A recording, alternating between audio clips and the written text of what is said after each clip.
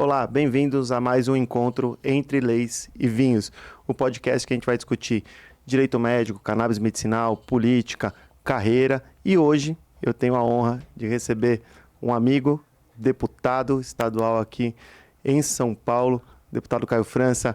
Bem-vindo ao nosso podcast. Saúde.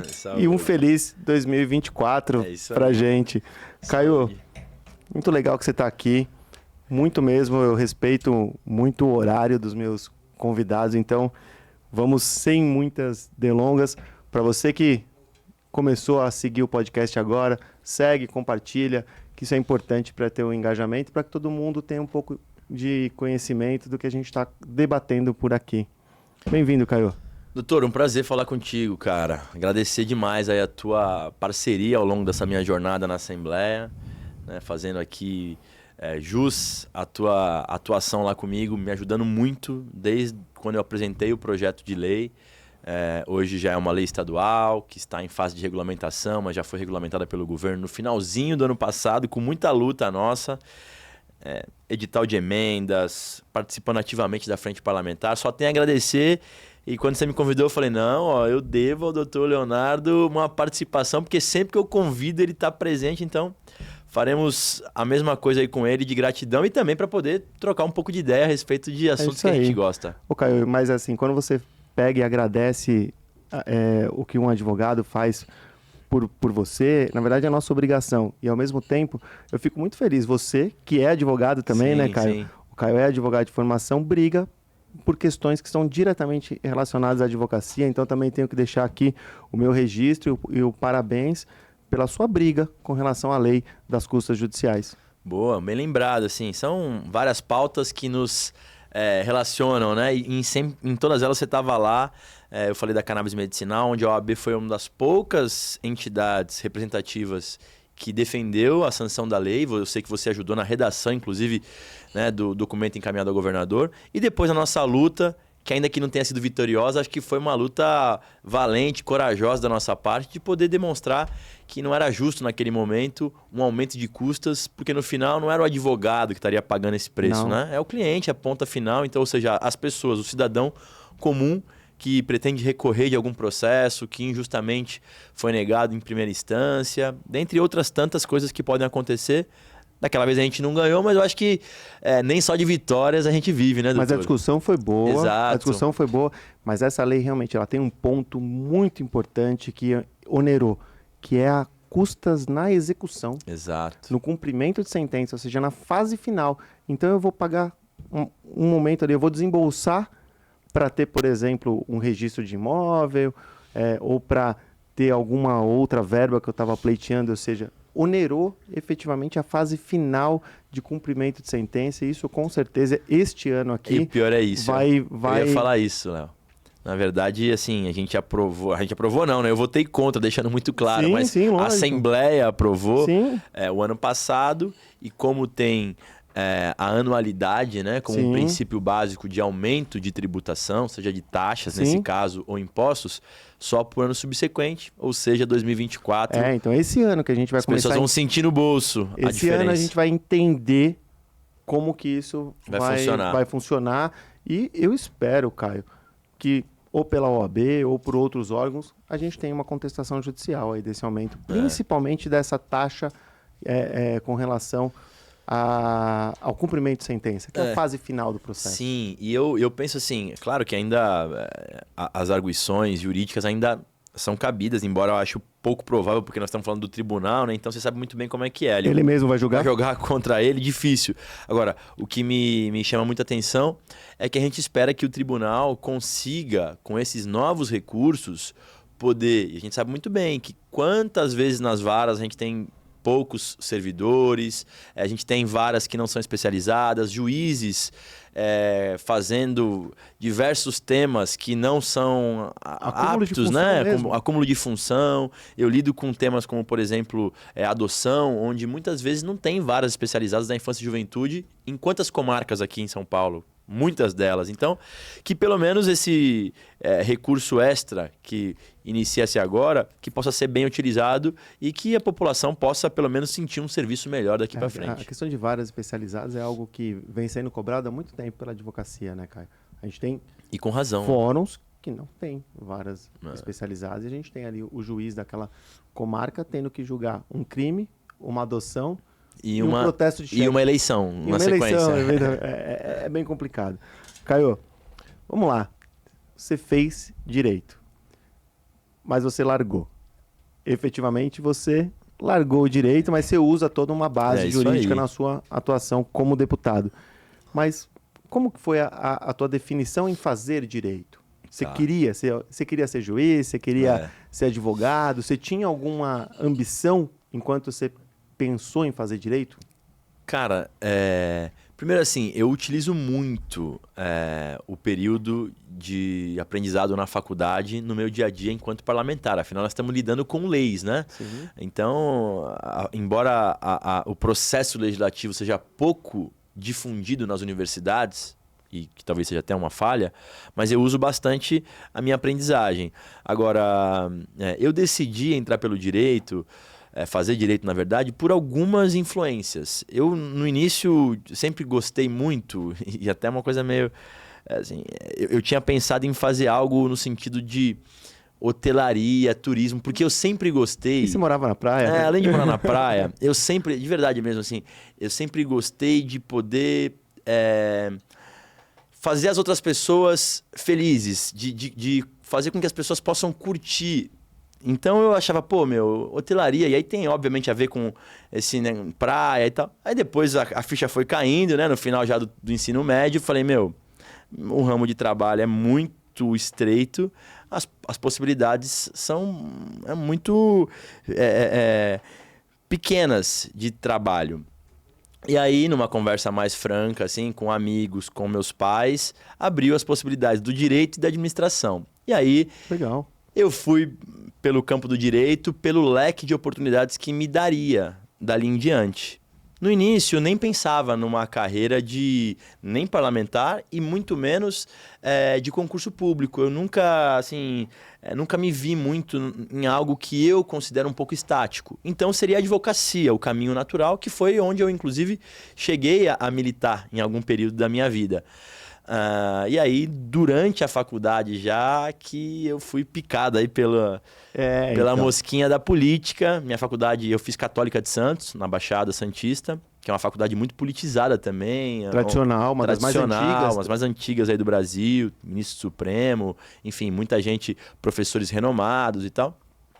Mas no meio da faculdade, já no primeiro ano, com colegas que se tornaram amigos, alguns até hoje eu tenho muito contato, a gente disputou a eleição do centro acadêmico. Para isso a gente formou um partido e daí em diante o que já talvez existia em mim, pela relação obviamente com meu pai, de conviver ali com ele durante 8 anos como prefeito, depois 8 anos como deputado, acabou se materializando aí na minha disputa de centro acadêmico e daí no meio da faculdade surgiu a oportunidade de uma disputa à vereança e daí em diante que eu entrei na política. Então você estava na faculdade, sim, na sua primeira disputa. Exato. Que foi vencedora. Fui vencedora. Já aos 19 anos eu disputei em São Vicente. Em São Vicente. Eu sou de São Vicente, natural de São... Eu nasci em Santos, mas a minha vida inteira é em São Vicente. Eu só nasci em Santos. O restante da minha vida, enquanto moradia, é em São Vicente. Santos é a cidade ali, né, capital, que reúne os principais serviços, inclusive a maior parte das universidades.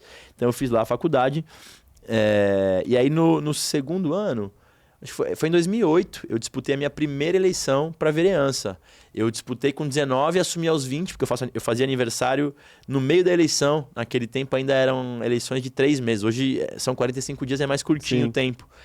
Mas, aos 20 anos eu... Foi o mais novo? Você tem esse dado? Fui o mais novo. O mais novo eleito. E o mais votado, naquela época? Eu fui o mais votado da história. O mais novo ainda tem um colega que foi a mesma idade do que eu e ele é alguns meses, acho que 2 ou 3 meses mais jovem do que eu. Ok, então você tá ali no ranking dos mais novos, os mais novos da cidade. E o mais votado. E o mais votado da história, o que me orgulha muito. Aos 20 anos, né? Pra quem não é de São Paulo, o Caio trouxe alguns dados aqui. Santos e São Vicente são cidades aqui do litoral de São Paulo, litoral sul de São Paulo, exato, que praticamente são unidas, não tem divisa de Santos para São Vicente. São Vicente começa numa ponta. Tararé e vai até a área. É uma cidade grande, as pessoas é uma cidade longa, tem 350 mil habitantes. Sim. Fazer propaganda da minha cidade aqui, é a primeira cidade do Brasil, inclusive. Primeira cidade do Brasil. Santos, né? A gente sempre brinca que São Vicente, por ter sido a primeira, São Vicente em algum momento abriu mão das suas riquezas para os seus filhos. Então, o porto já foi de Santos, o que é hoje, né, o maior porto da América Latina. As áreas da Praia Grande, já foi de São Vicente, hoje é de Santos. As áreas da Praia Grande. Então, a gente fala que só uma mãe para abrir mão de algumas coisas. Então, e São Vicente abriu mão das coisas. Para quem tá de costas para o mar, né? O Santos fica para a direita, de costas para o mar. Perfeito. Santos fica para a direita. Praia Grande e as demais cidades do litoral sul para a esquerda. E São Vicente é praticamente o meio ali da Baixada Santista, mas é uma cidade grande, né? Assim, só fica atrás ali, empatado praticamente com Guarujá e atrás de Santos, que é uma cidade um pouco maior. E, enfim, uma cidade que eu amo de paixão, uma cidade que eu moro hoje, que eu vivo, subo e desço a serra todos os dias. É legal trazer essa referência, né, cara? Para quem não é. Então, é uma cidade de praia, cidade praiana, aqui do litoral sul. E outro dado que você trouxe é com relação à sua família que te influenciou. O Caio, ele é filho do atual ministro Márcio França, que foi governador também aqui do estado de São Paulo, entre outros cargos lá de São Vicente, que ele foi prefeito de 96 a 2004, um prefeito também super bem avaliado. Fez uma grande reeleição lá com 93% dos votos válidos. Ficou na história marcado. E claro que também ajudou a influenciar-me em relação à política. Viu, né? Você vivia. Mas eu, assim, de verdade, é claro que é estranho falar isso, porque, não tem como dissociar uma coisa da outra. Mas eu sempre me considerei muito tímido pra política, sabe? Eu sempre imaginei meu pai é um cara mais expansivo, um cara mais falador e tal. Eu nunca me achei. É claro que com o tempo você vai absorvendo um pouco de experiência e vai desenvolvendo habilidades que você não imaginava. Exatamente. Mas eu sempre me considerei uma pessoa muito tímida para a política. Tanto que na própria, quando eu falei, na disputa do centro acadêmico, eu sempre estava ali nos bastidores. Eu fui vice-presidente, eu fui diretor de eventos. Eu nunca disputei a presidência no centro acadêmico. Eu sempre estava ali nos bastidores ajudando. E aí depois, claro, na vereança você acaba exercendo ali uma função de destaque. E não vou me alongar sobre essa minha trajetória, mas aí eu termino o primeiro mandato em 2012 e disputo a prefeitura aos 24. E perco a eleição ali, numa eleição muito acirrada. Foi arrojado, hein, Caio? Fui, porque... aí seria, arrojado. Aos 24 anos, disputar uma prefeitura, realmente vamos dizer assim, não é usual, né? É algo fora da caixa. Acabei não ganhando aquela eleição, mas acho que ela foi decisiva para aprendizado pessoal e do grupo que estava conosco ali. E principalmente para os meus passos futuros, né? Porque foi a partir da minha eleição. Eu tive 86 mil votos para prefeito contra 90 do prefeito que se elegeu. Então foi uma eleição que foi ali no foto-chave, ali uma diferença mínima de votos. Mas foi aquela eleição, com aquela votação alta, que me rendeu a oportunidade de ter disputado a eleição para a Assembleia. E já na primeira tentativa, em 2014, aí, eu consegui vencer a eleição. Nesse meio do caminho, claro, aí eu fui advogar, abri um escritório com alguns colegas, aí depois acabei, quando eu ganhei a eleição para deputado, eu tinha impedimento de advogar para algumas coisas, então acabei abrindo mão e tal. Mas o direito sempre aí permeia a minha atividade. E hoje, eu considero que é uma faculdade, né? Que é uma faculdade... Acho que boa parte dos cursos tem noção de direito, né? No primeiro semestre, assim. A administração precisa, a contabilidade precisa. Muito importante mesmo. E acho que é legal, né? Isso dá mais segurança para os movimentos. E você faz uma leitura diferente, né? Quando você recebe um projeto de lei ou quando você participa de alguma outra atividade da Assembleia, né? É uma leitura diferente, né? Sim, e até para você, muitas das vezes, poder contestar. Porque sabe que você vive no mundo público, você tem figuras que, obviamente, têm muito tempo de casa. E eu, como eu tive no parlamento... Os deputados carismáticos, né? Deputados, não só deputados, mas às vezes procuradoria das casas. Você sabe muito bem o quanto essas pessoas são empoderadas e merecem ser, e o quanto são respeitadas as decisões que elas tomam. Então eu fui vereador uma vez e estou no terceiro mandato de deputado já. Portanto, por vezes também, de contestar pareceres. Ah, mas é isso. Não, peraí. Meu entendimento não é esse a respeito desse artigo aqui. Dá é diferente do do seu. lado. Exato. Então, te dá mais segurança o fato de você ter noção. E no meu caso, eu inclusive, né, tenho a carteira da OAB, então eu também tenho condições de advogar. Hoje, como te falei, pelas restrições acaba não tendo tempo e tal, mas sem dúvida isso te dá uma noção muito grande para você poder fazer um enfrentamento e ter mais disposição em, inclusive, discutir. Caio, e aqui eu te acompanho efetivamente desde 2019, quando nós fizemos lá, quando você me convidou para a primeira audiência pública para discutir o projeto de lei 1180. Na verdade, para mim ficou marcado o número da lei, eu já falei para você, eu não sei nem o número da lei que hoje institui. 17.618. Não, para mim ficou a lei do projeto 1180. Mas vamos lá, eu acompanhei e eu vi que você colocou a mão em alguns temas importantes e que tem uma repercussão grande na sociedade. Sim. Primeiro, lógico, que é cannabis, a gente vai conversar um pouquinho sobre isso, mas eu vi que você se empenhou muito com relação à lei do cross. Muito. Né, que foi uma... essa vale... a lei do cross, ela no primeiro momento ela foi rejeitada e depois você... Com uma grande, sabe tudo, né? Com uma grande briga, ela voltou à tona e foi possível, então, que ela fosse transformada em lei, né? Fosse efetivamente a votação pela Assembleia e pela aprovação do projeto de lei. É importante falar, porque essa lei... Primeiro a CROSS, né? Que as pessoas... A gente fala de CROSS, as pessoas não têm noção. O que é a CROSS? A CROSS é a Central de Regulação de Oferta de Serviços de Saúde. Resumindo ainda mais, é aquela fila do SUS para cirurgias e exames normalmente. O que milhares de pessoas enfrentam todos os dias. E que tem muita reclamação. Muita reclamação, não só pela demora, mas também pela falta de transparência desse processo, onde muitas das vezes as pessoas entendem que por conhecer algum político, por conhecer alguém que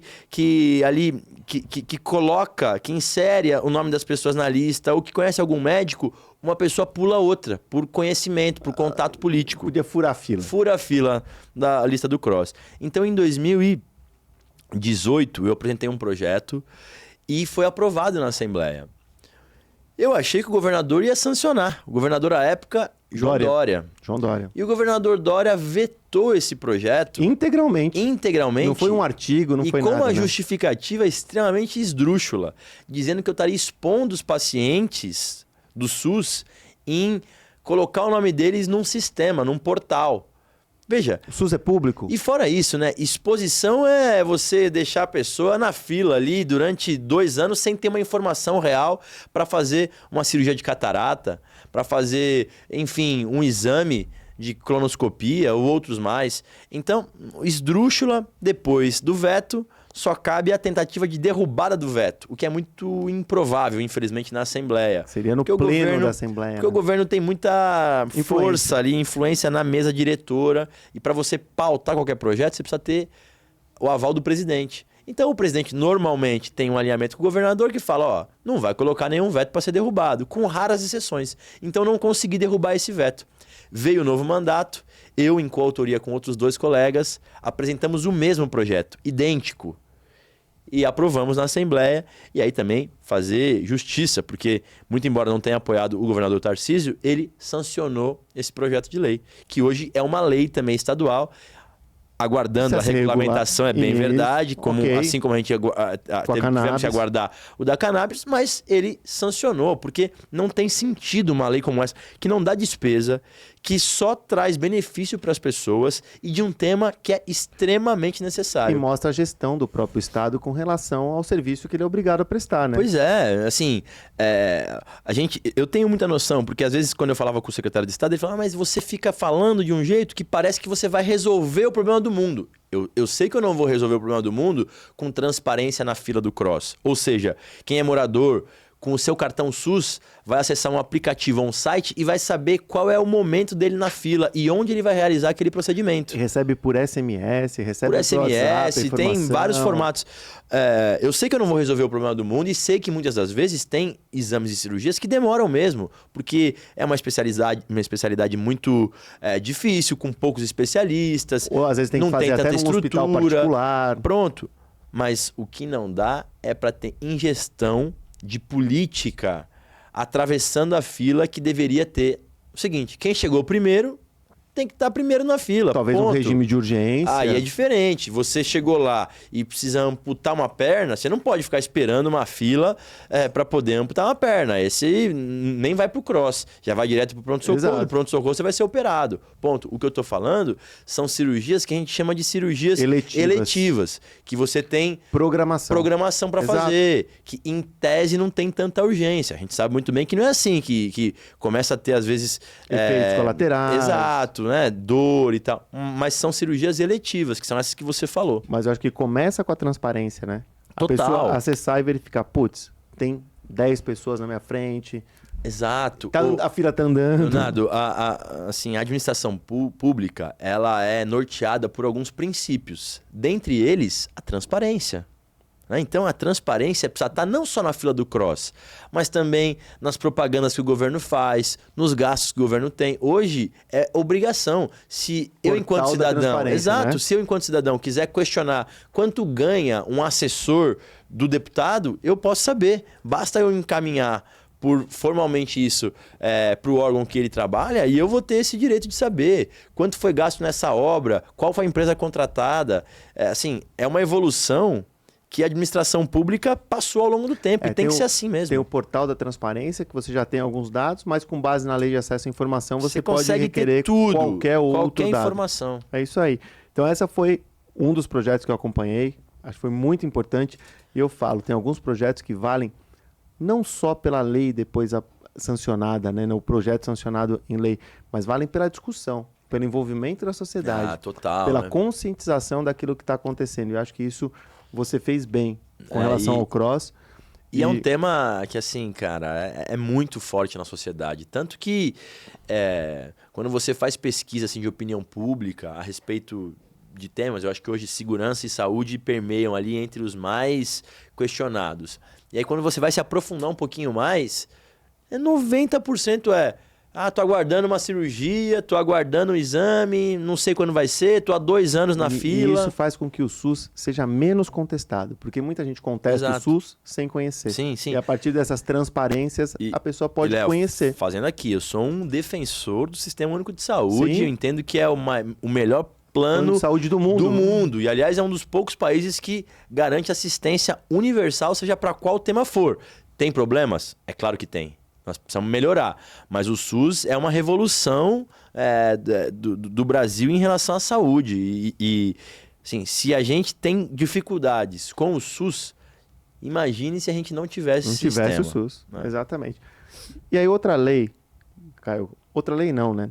Outro projeto que você empenhou muito esforço e participa, acho que de uma frente parlamentar, eu não sei se ela é ativa o tempo todo, a frente parlamentar da adoção. Sim. Como que está essa sua atuação com relação à adoção? No segundo mandato, eu conheci um grupo de apoio à adoção lá da Praia Grande, que me chamou muita atenção. São amigas da minha família, da minha mãe, na verdade, e eu acabei me envolvendo com eles e aí fui me apaixonando pelo tema. E aqui na Assembleia, o que a gente faz? Para você poder ter especialistas, para você poder reunir parlamentares, buscar recursos no orçamento, você normalmente forma uma frente parlamentar. Então, eu já pelo segundo mandato consecutivo, eu sou o coordenador da Frente Parlamentar de Apoio à Adoção na Assembleia. E lá a gente reúne especialistas, protocola projetos, palpita sobre projetos dessa temática que estão tramitando na Assembleia e em outras casas legislativas, faz edital de emendas parlamentares para apoiar serviços de acolhimento institucional, antigos abrigos e tal, e outros grupos mais, como esse grupo de apoio que eu lhe falei, que são grupos que preparam os pais que estão aptos a adotarem. Ai, que legal. Então, enfim, é um trabalho incrível que esses grupos fazem e foi a partir deles que me deu a ideia de poder formar a frente parlamentar. Como eu disse, esse é o segundo mandato que eu já coordeno esse grupo e a gente faz reuniões... assim, no mandato, como é que eu faço, Léo?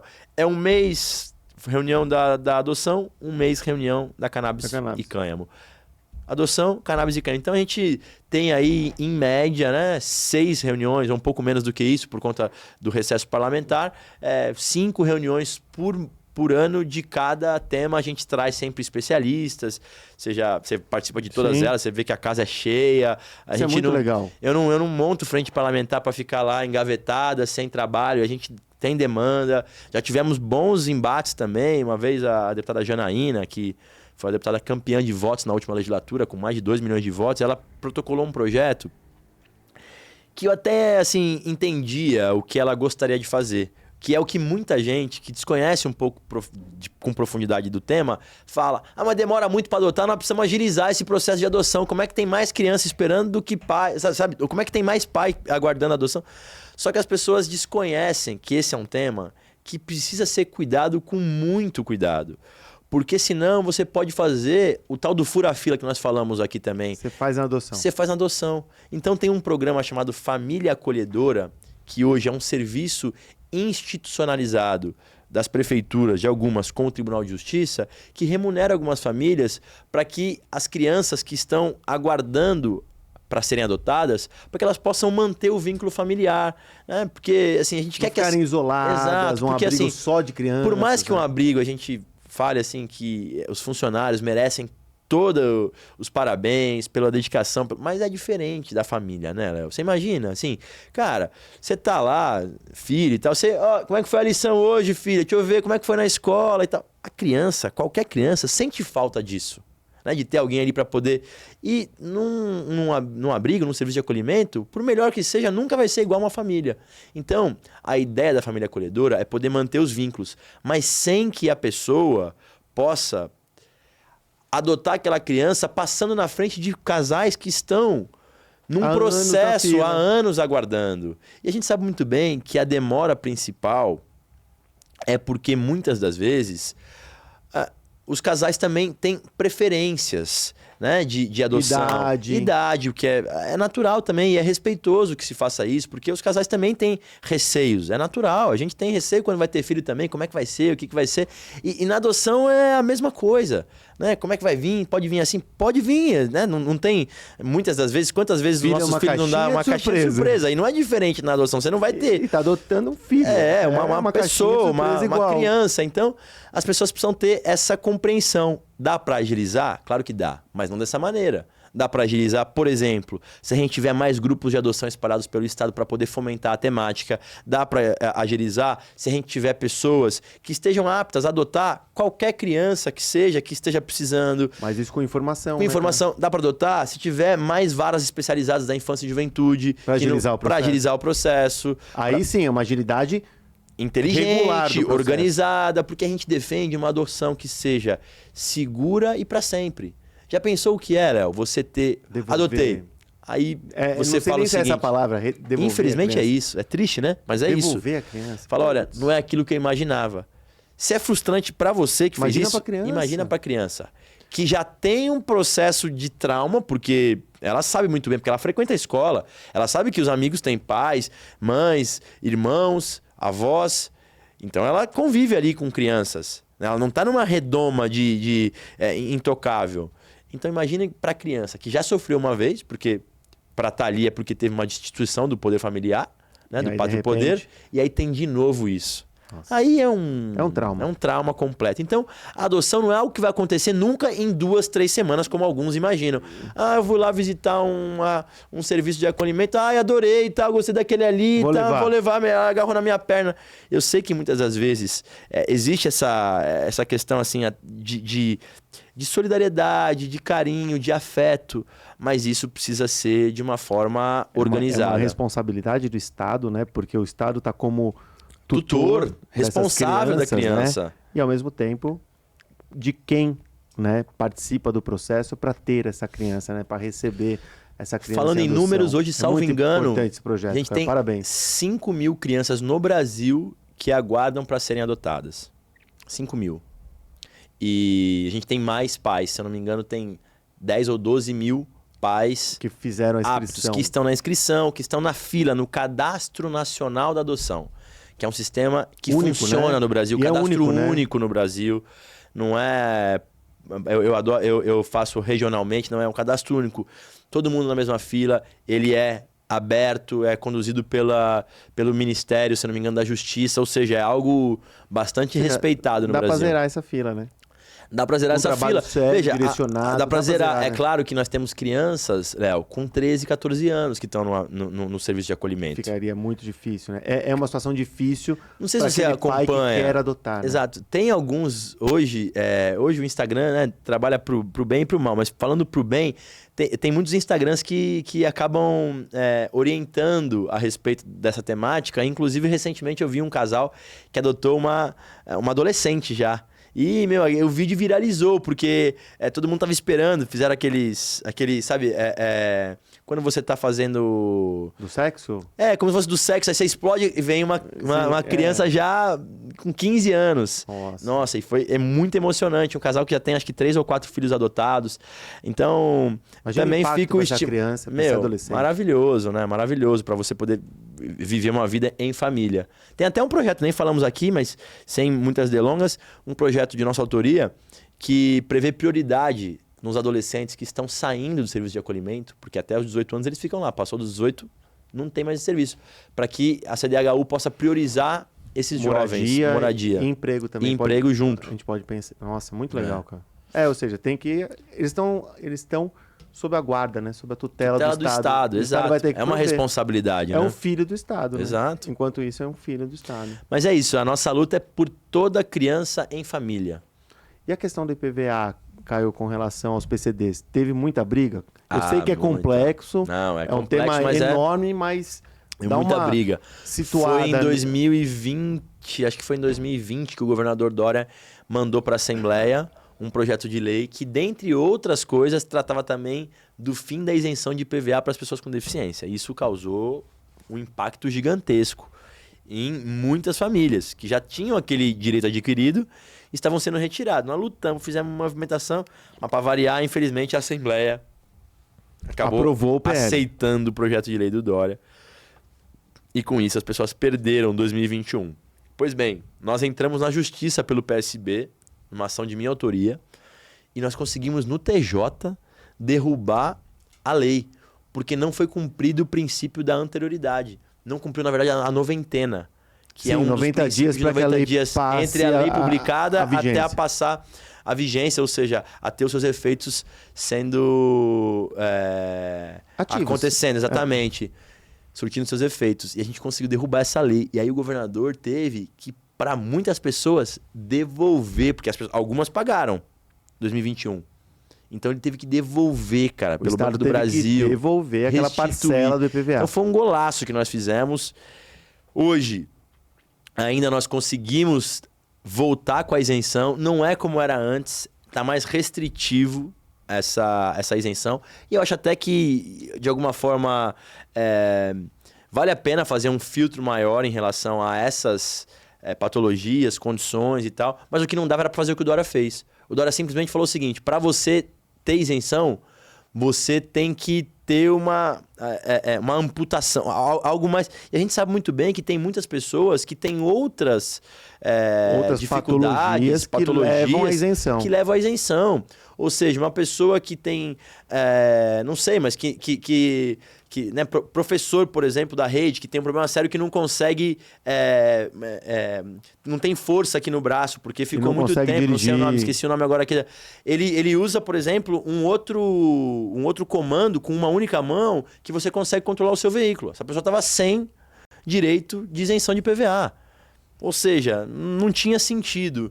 E, enfim, fora que os carros hoje são altamente caros já, então a isenção de IPVA, na verdade, é para compensar, para que essa pessoa possa usar o dinheiro que usar o IPVA para algum tratamento que ele tenha que fazer na própria saúde. A gente conseguiu voltar, principalmente em 2021, e agora continuamos na briga com relação a esses critérios. Ou seja, a lei não foi derrubada, só a questão da anterioridade que... 2021, exatamente. Isso. E agora, aí o que ele fez? Ele mandou para a Assembleia um novo projeto de lei, voltando para a maioria. Tarcísio agora. Ainda foi no finalzinho, acho que foi... Não lembro se foi no final do Dória ou se foi no Tarcísio. Infelizmente, a Assembleia, no governo do Dória, tudo que ele mandava, a Assembleia chancelava e voltou-se atrás de 2 ou 3 temas. Foi assim também com desconto de aposentado, que ele confiscava o salário dos aposentados que já tinham pagado a Previdência ao longo dos anos, ele fez pagar novamente. Votei contra também, mas ele aprovou, conseguiu aprovar na Assembleia. Aí depois a mesma Assembleia derrubou o projeto, apresentou um novo projeto, derrubando aquele projeto que tinha sido aprovado. Ou seja, uma miscelânea ali. Realmente, os últimos 4 anos lá, assim, parecia que se o Dória mandasse um projeto de lei mudando o nome do estado de São Paulo para outro nome, ia passar e tal, com a justificativa. Então, vamos ver. Agora a gente está em um processo de embates. O governador tem conseguido, claro, também aprovar suas principais matérias, mas eu espero que a gente tenha tido a noção de que voltar atrás é muito chato. Lógico que voltar atrás é bom quando você assume o seu erro. Mas, pô, durante esse período, muita gente se ferrou, né? Porque você imagina, uma pessoa que passou a pagar IPVA, teve que voltar, fora as pessoas que não sabem que pagaram e que não sabem que tem direito. Então, por isso que é sempre muito bom você ter uma lei igual retratação bem aprofundada. Pública, né? Quando a tua imagem é vinculada a alguma coisa ruim, para você fazer com que aquilo volte ao que era antes, é muito difícil. E às vezes sai um rodapé no jornal, né? Então imagina para alguém que pagou, como que ele tem acesso a esse direito? Tinha um professor amigo meu que falava isso, assim, como é que ele falava? Ele falava, olha, que essa história de retratação e tal, e é o seguinte, joga um travesseiro de pena do 10º andar. Você pode até pegar ele no 3º, mas do 10º até o 3º, meu amigo, já se foi muita coisa, se perdeu ao longo do tempo, que você não consegue voltar mais. Já foi. Porque como é que fica a tua imagem, como é que fica, né, assim, a tua credibilidade, dependendo da matéria. Enfim. E com lei é isso, né? Não é diferente. Ela passou a produzir efeitos. Como que eu faço com que quem teve ali o teu direito de alguma forma reduzido? Reduzido, né? Como que essa pessoa vai exercer Sim. agora? Mas é isso aí. E a cannabis, Caio? Falamos de 3 e agora aquele projeto principal, né? Que movimenta o nosso coração. O meu coração, pelo menos hoje, assim, eu me Mas sinto... Mas você ficou feliz?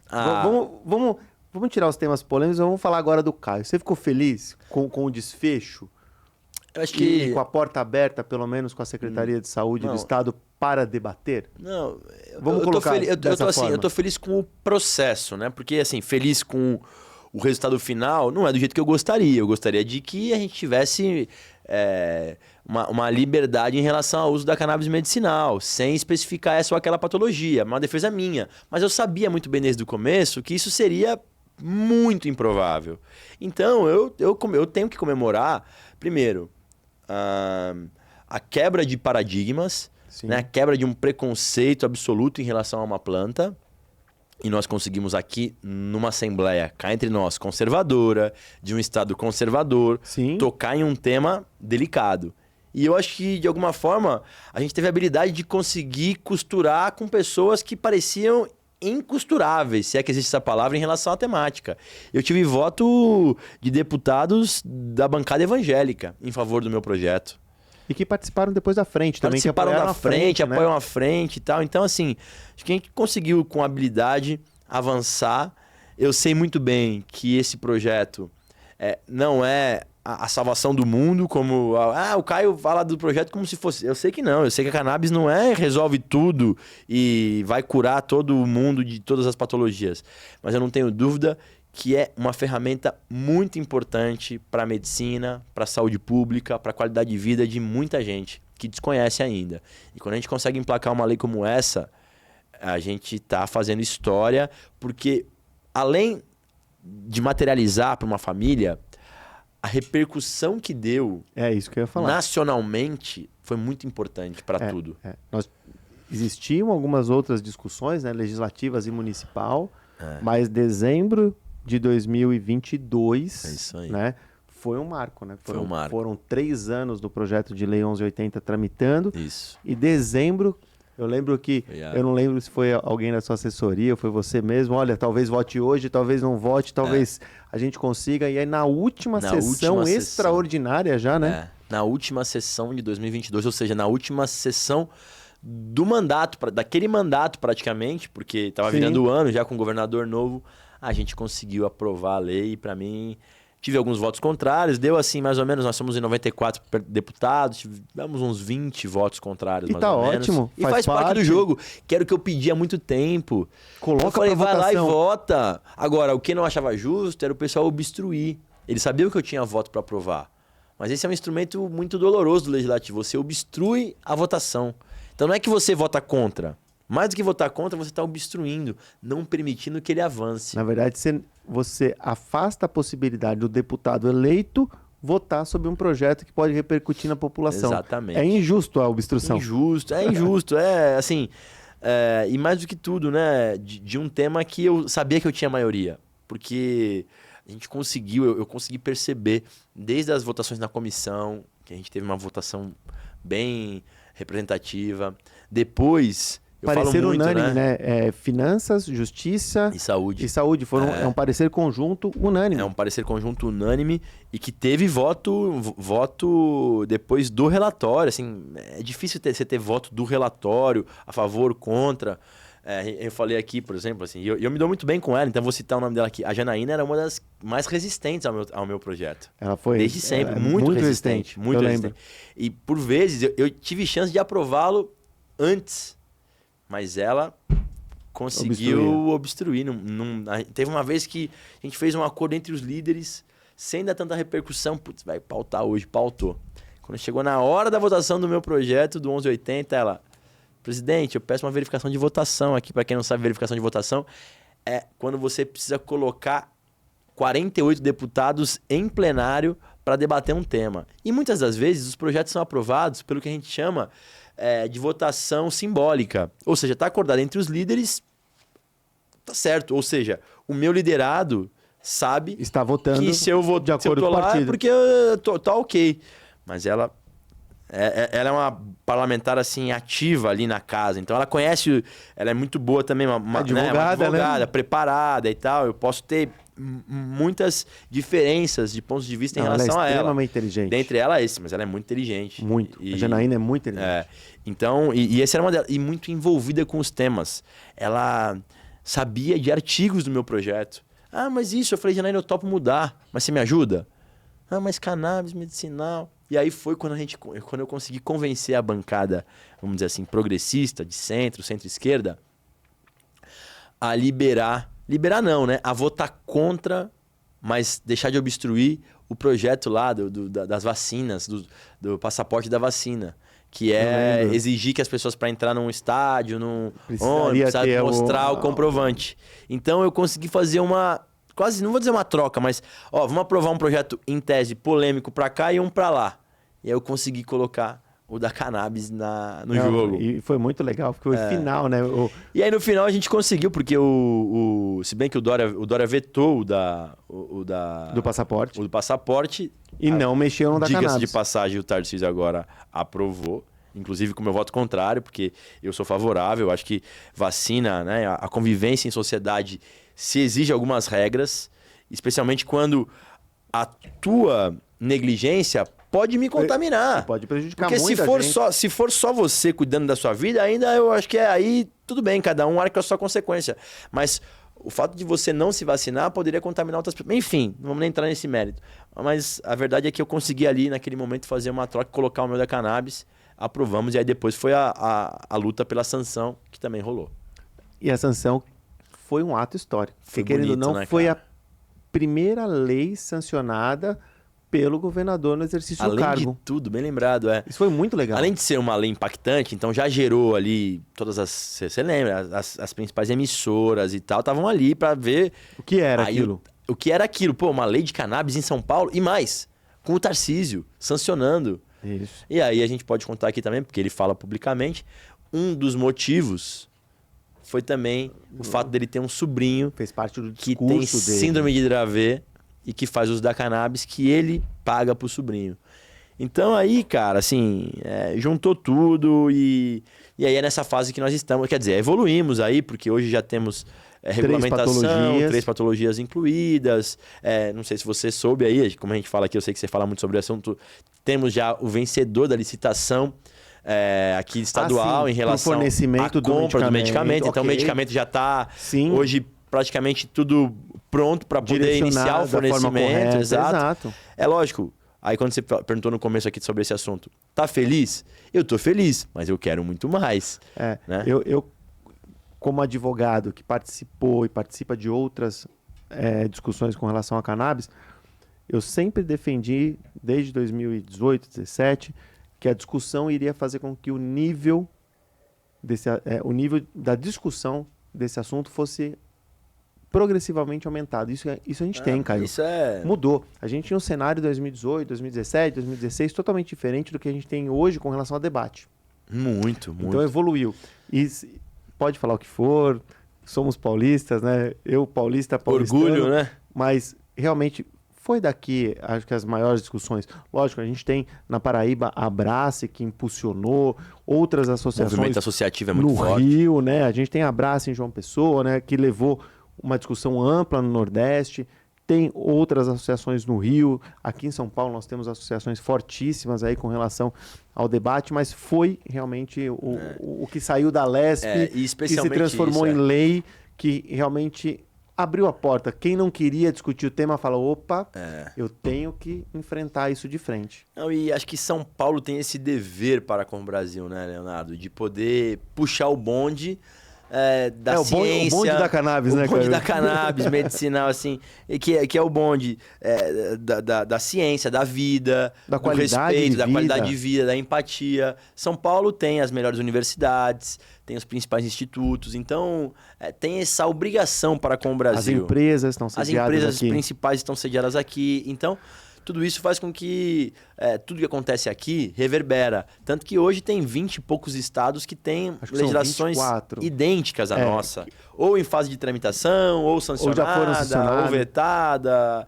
Mas a verdade é que, sem dúvida, foi... Tanto que depois, porque tem um projeto anterior ao nosso tramitando no Congresso, que é o 399. 399. Só que com outro conteúdo, né? Sim, ele é mais amplo e tal. até pela competência federal. Competência federal. Mas o senador Paulo Paim, ele praticamente copiou o nosso projeto, replicando no Senado, que hoje tramita lá.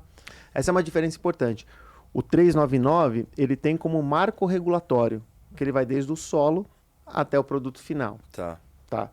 O do senador Paulo Paim, ele traz só o fornecimento. Pelo SUS.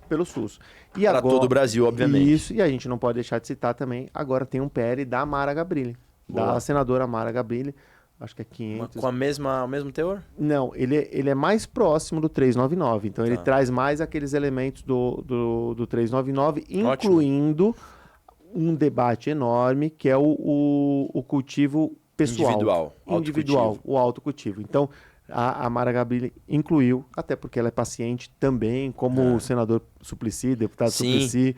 Então, a repercussão do tema e o que veio junto com o 1180 e a aprovação foi fantástica.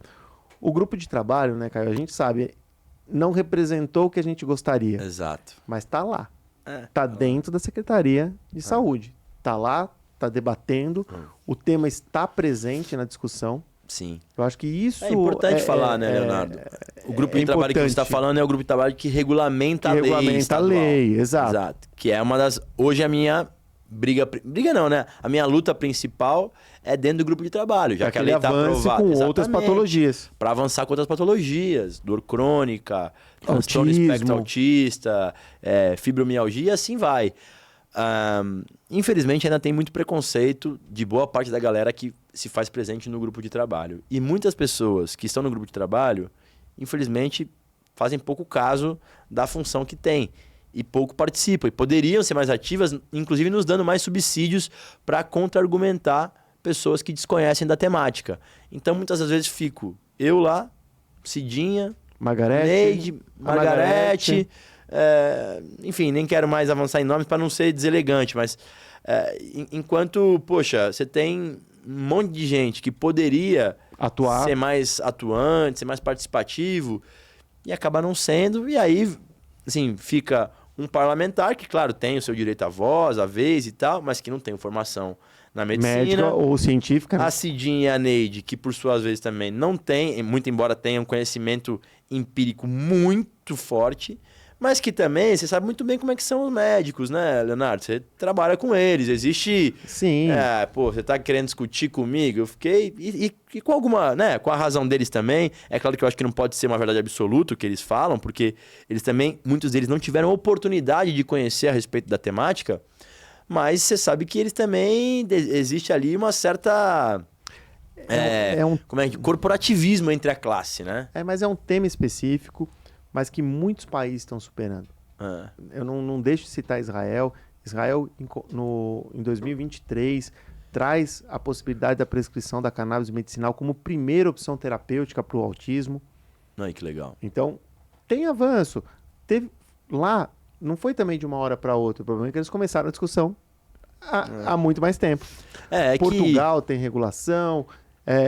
Canadá, Estados Unidos é uma bagunça entre recreativo e entre o medicinal, então acho que é melhor a gente não ter o Estados Unidos como referência. Os nossos vizinhos têm Uruguai e Colômbia, né? O Uruguai tem efetivamente uma legislação sobre o medicinal e sobre o uso adulto, recreativo, que não se fala nem medicinal, uso adulto. Quer ter a planta, tem aí e pronto. Deixando bem claro, você falou do projeto da Mara, eu super defendo o autocultivo e eu entendo argumentos contrários, mas eu defendo o autocultivo, tanto que... o autocultivo medicinal, né? O da Mara não é o autocultivo adulto, recreativo, quer que seja. É o autocultivo medicinal e defendo, e inclusive sou autor de um projeto de lei que tramita na Assembleia, que não é o autocultivo, porque essa é uma competência federal, mas que é a produção pelas universidades públicas estaduais paulistas e pelos institutos vinculados.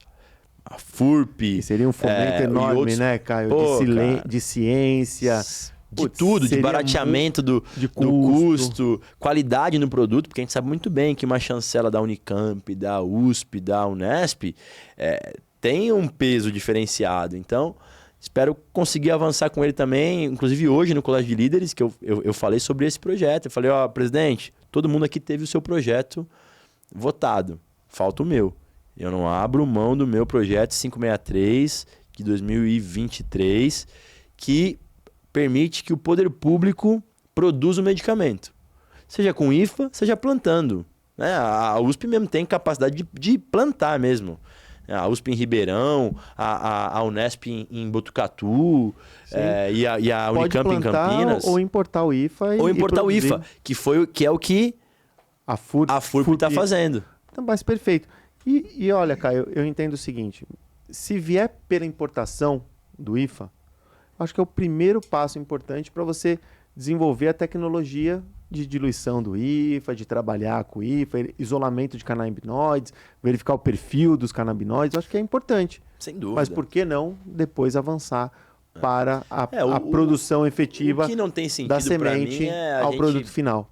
Pagar muitas vezes caro por um produto que poderia ser produzido aqui, né, Leonardo? A gente, sei que nem vai dar tempo, mas assim, a gente nem precisa falar da parte econômica que envolve tudo isso também, porque, claro, o principal é a saúde das pessoas, mas não deixa de ser também uma cadeia potencial produtiva. Econômico de geração de emprego e renda absoluto aqui no Brasil. É uma nova cadeia produtiva, né? Porque você tem que ter um tipo de solo diferenciado, aí você vai ter um tipo de plantio, você vai ter um tipo de indústria se fixando, porque muito provavelmente as farmacêuticas não vão se dedicar a isso, mas terão os braços que vão se dedicar a isso. Então você teria emprego, carga tributária, você teria aí direta e indiretamente uma cadeia produtiva completa. Muito forte. Pois é o que tem em outros países. Mas nós vamos avançar, como a gente falou, assim, é um passo de cada vez. É que, claro...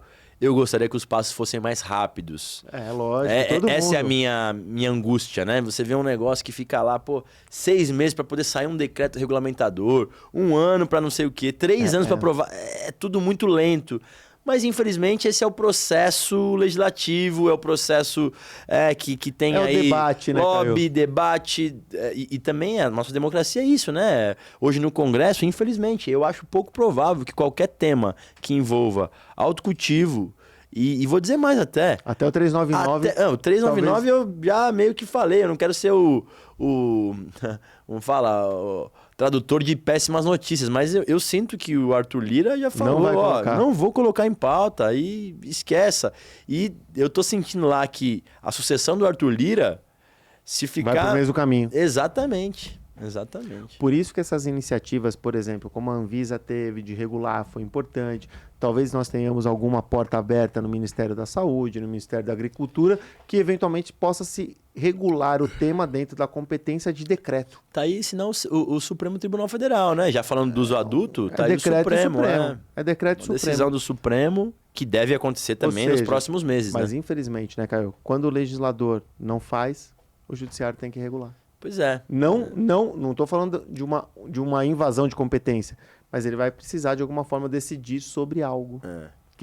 Esse é um tema que aí sim merece um estudo mais aprofundado, avaliar os países. É claro que o Brasil tem as suas dimensões e característica. Tal, mas sem dúvida eu acho que é uma discussão que tem que ser feita com alto nível, né?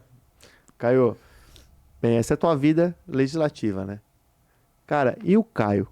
Como que você consegue administrar essa agenda, adoção, cannabis, PCDs, né? E todas essas demandas que vêm da Casa Legislativa, a maior Casa Legislativa do Brasil, sim, né? Tirando o Congresso. Estadual, Como que você faz isso ainda para ser o Caio? O Caio que é o marido, que é o pai, que é o atleta, que agora o Caio vai disputar o Miss São Vicente, Mr. São Vicente. Crossfiteiro. Crossfiteiro. Tô até numa fase aqui, né? Não sei se o pessoal tá reparando aqui, eu tô com uma hiposfagma aqui, que o médico me disse que é por excesso de força. O cara eu tô pegando peso mesmo, o negócio cara tá levando sério o esporte para outro nível, ele tá competindo crossfit. Mas, cara, como que você consegue transitar? Isso é importante, né, cara? Porque tem muita gente que trabalha, daqui a pouco tá com síndrome do pânico, não consegue mais conviver em sociedade. E não vê também os filhos crescerem, né? Não vê nada. Léo, como que é isso pra você, cara? Porque até em jogo do Santos você vai, então explica isso aí. Qual jogo que eu não vou? É diferente. Então, e, aliás, o meu peixe que esse ano eu espero que seja um ano muito melhor pra nós. Cara, primeiro que eu tento lidar com muita... assim, lógico que eu amo o que eu faço, eu me sinto bem fazendo e acho que também sou vocacionado para isso, mas não abro mão de poder conviver ali em família, por exemplo, eu bato e volto todos os dias, né, Leonardo? Isso já é algo diferente. Tem muitos colegas que optaram por viver aqui em São Paulo. Eu subo e desço todos os dias. Então eu vou para casa, durmo lá, acordo lá, pego minha filha, segundas e sextas, sou eu quem pego, participo de atividades com ela. Aí, do ponto de vista pessoal, passei todo dia, 2 vezes com meus cachorros. Final de semana, vou na praia, jogo minha bola. Hoje meu joelho não permite tanto, mas ainda tento bater minha bolinha. Vou no jogo do Santos. Então eu não abro mão de fazer as minhas coisas também. E que isso eu consigo fazer com que isso possa interagir até muitas vezes com a minha vida pública. Eu tento levar a minha vida pública com naturalidade. Então isso faz com que as minhas atividades normais fiquem mais leves. Então eu não gosto de muita pompa, de muito... essa parte meio institucional que envolve, né, os mandatários e tal. Se você estiver aqui na feira, você vai. Eu vou, eu adoro na feira, adoro fazer mercado, adoro no shopping, adoro no cinema, amo ir na Vila Belmiro, assistir meu jogo. E assim, são coisas que eu não consigo me ver sem.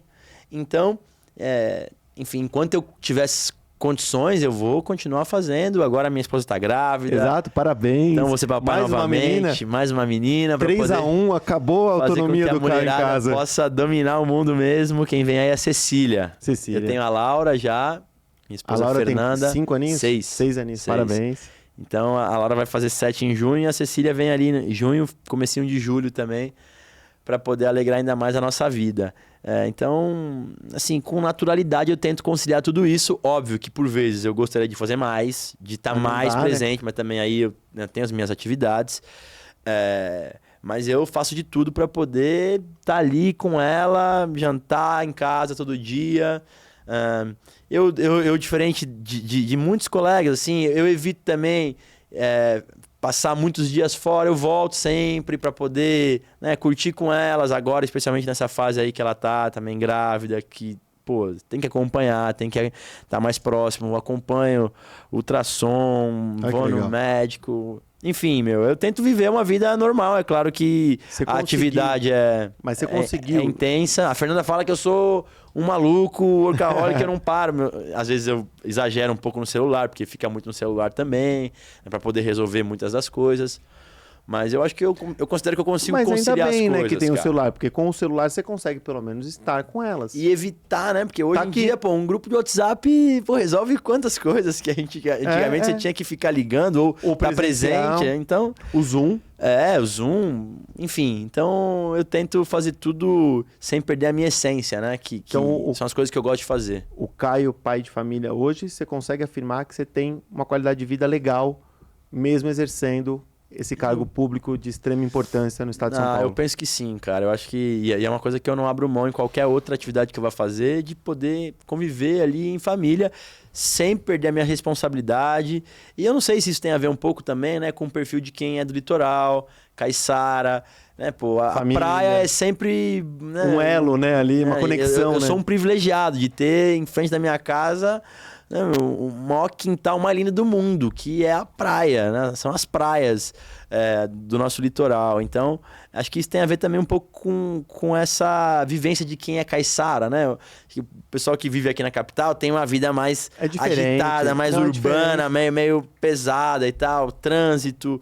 Não que lá não tenha hoje, mas é diferente, né? Pra gente, uma distância de 20 minutos, por exemplo, de carro, é uma distância, você dá uma volta praticamente na cidade inteira, dependendo do horário. Lá, aqui pra vocês é um tapa, né? Uma coisa longa pra vocês é 1 hora no carro. Pô, exato. Pra gente, em 1 hora...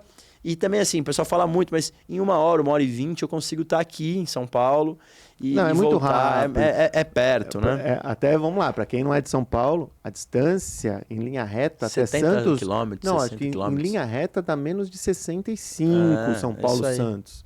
Não é lógico que você vai para algum lugar, sempre um pouquinho mais, um pouquinho menos. E a história do CrossFit? Cara, o CrossFit vem para te ajudar nessa questão da qualidade de vida? Eu sempre fui um apaixonado por futebol. Minha vida, eu sou um santista fanático, conselheiro do Santos. Agora estou na diretoria. E eu sempre joguei muito futebol. Não bem, mas em muita quantidade, vamos dizer assim. Não vamos entrar nesse detalhe. Jogava, ponto. Só que, cara, o futebol me machucou demais. Eu tenho um joelho operado, ligamento cruzado no direito, e tenho um diagnóstico para operar o esquerdo. Um rompimento parcial. Então eu sempre achei que CrossFit pra mim nunca daria, porque, pô, joelho quebrado, e aí eu fui começar. E, cara, me apaixonei. Eu falo que eu tô me afogando no meu próprio cuspe, porque eu falei tanto desse CrossFit, pô, mas não sei o que, ficar correndo na rua, levando pneu, as coisas que todo mundo que não conhece falam. E hoje, todo dia, 6 da matina... Quanto tempo você tá no CrossFit? Eu tô há 1 ano e...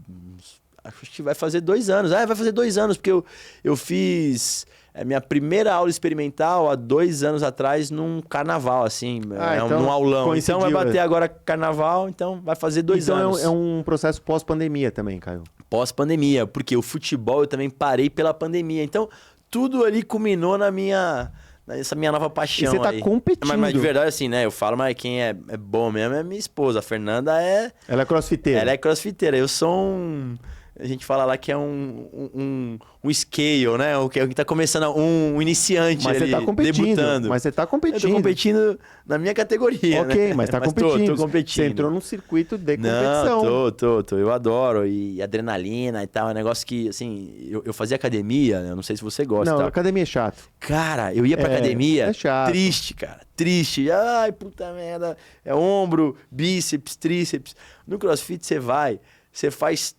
todos os músculos sem precisar de uma coisa específica. Os movimentos são muito amplos e são muito, assim, diversos. Então você consegue, num mesmo dia, você pratica tudo e você sai morto de um treino, o que eu gosto particularmente. Então é logo cedo, já começa o dia suando, que é bom. Ô Caio, tem um cara aqui da sua equipe. A pergunta não é sobre ele, né?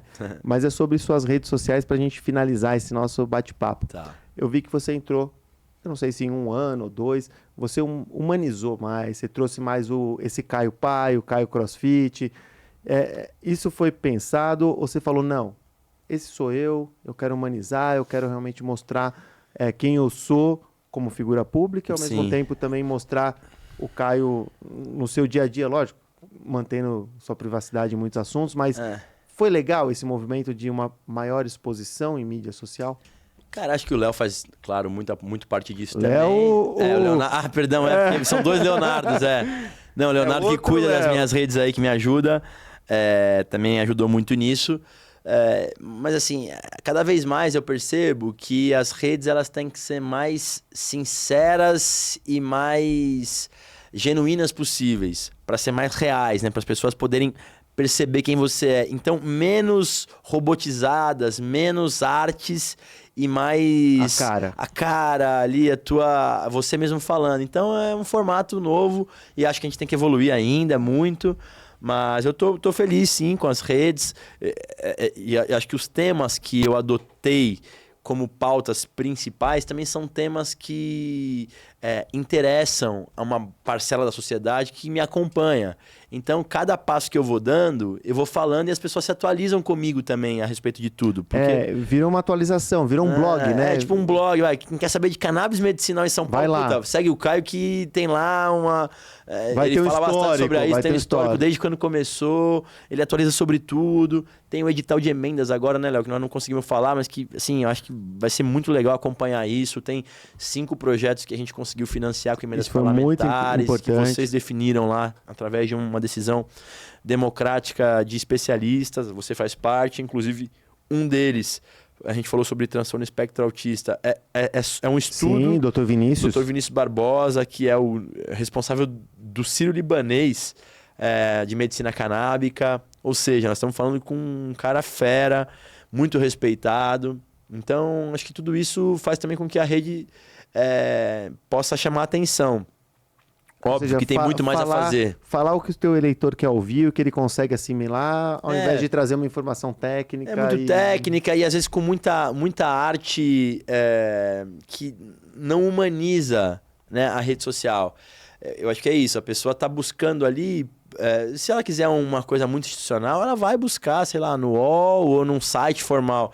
A rede social, eu penso que tem que mesclar um pouco, pelo menos um pouco da tua vida, né, real, assim. Eu percebo, quando eu coloco alguma coisa minha, falando do Santos, com a minha filha, com a minha esposa... deve repercutir. É muito forte. As pessoas gostam também de saber um pouco como é o Caio, fora do paletó, a gravata e tal, né? Então...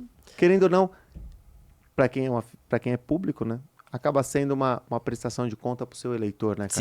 Sim. Quem é esse cara que eu vou Eu acho que é legal, né, assim, porque eu enquanto eleitor penso, eu sempre gosto muito de saber, velho, porque eu sou um eleitor crítico, eu sou uma pessoa crítica por natureza, eu sou detalhista, chato, eu sou um pouco perfeccionista, e eu sempre fui muito assim, deixa eu ver quem é o cara que eu tô votando. Eu acho que é legal quando você sabe que a pessoa, puta cara gente boa, puta cara do bem, né? Então eu acho que o eleitor também, mais do que saber das pautas também, assim, eu sempre acho, um cara que... Na minha cabeça, né? Um cara que trata bem as pessoas, que cuida bem da sua filha, que gosta de cachorro. É um cara que eu me identifico com aquilo, sabe? Assim, é um perfil meu que às vezes gosta de dormir à tarde. Mas lembra, Caio, antes a figura pública era um número que alguém te dava para você votar. E em muitas cidades ainda é assim, né? Sim. Mas quando você vê que esse número, na verdade, é uma pessoa e que ele tem uma vida e que ele atua... Na defesa do interesse daquela pessoa que votou nele, porque é isso a função do deputado, né? Zelar pela população, né? O Estado administra, mas é o deputado que faz o zelo pela população. Falar da parte institucional do mandato, que eu acho que é fundamental, prestar contas, afinal, nós somos servidores públicos. Aí é formal. Mas também a pessoa gosta de saber, vai na banca, vai no mercado, entendeu? Eu gosto de um arroz e feijão e farofa. Tava xingando na Vila Belmiro. Na Vila Belmiro, o árbitro tava, é isso aí. Então, é um pouco de tudo aí, meu. Esse podcast hoje... Foi acompanhado pelo Mans, um vinho... Muito bom, aliás. Um vinho português. O enólogo, o dono dessa vinícola, Caio, é um brasileiro, que está lá em Portugal, André Mans. Inclusive, ele tem casa aqui no litoral, tá? Só que em Caraguá. Litoral norte. Então, quando ele vem para o Brasil, ele fica em Caraguá. E ele tem uma linha de vinhos muito bons. Eu tive a oportunidade de degustar alguns. E hoje, então...